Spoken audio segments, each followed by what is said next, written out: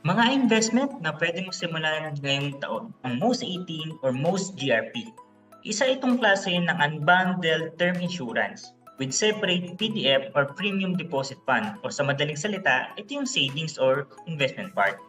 Ang most 18 ay pwede lamang sa mga nakabase sa Pilipinas o nandito sa ating bansa at ang most GRP naman ay para sa mga nandito sa Pilipinas at mga kababayan natin na nasa ibang bansa o yung mga OFW na IMG members.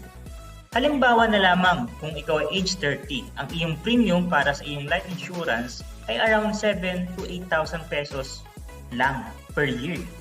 Napakamura kung ikukumpara natin sa iba.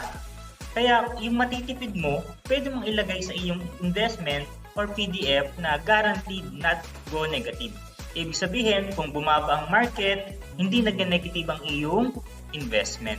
Kaya kung ang investment goal mo ay makapag-ipon para sa iyong retirement, education or college fund ng mga anak mo, pension, emergency fund, o gusto mo lang mag-ipon para sa future mo or sa mga goals mo like dream house, no, dream car, o ano yung goal mo na gusto mong pag-ipunan, pwede ka magsimula sa most 18 or most GRP.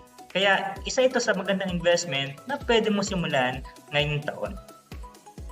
Sana ay nakatulong ang short video na ito para magkaroon tayo ng idea sa investment na pwede mo simulan ngayong taon. Kung meron kang katanungan ay pwede mo kong i-message sa aking Facebook account. And pwede rin po tayong umattend sa ating mga financial class. Meron po tayong online at meron din tayong face-to-face. Napakahalaga na matuto pagdating sa pag-save and pag-invest kasi bawat tao ay may iba't ibang pangangailangan o iba't iba yung kanilang investment strategy na pwede nilang simulan. Kaya maganda po na maka-attend tayo sa mga financial class at magpag-guide tayo sa mga financial coach or mentor para mas maintindihan natin ano ba yung investment na pwede sa atin. So thank you for watching and God bless po.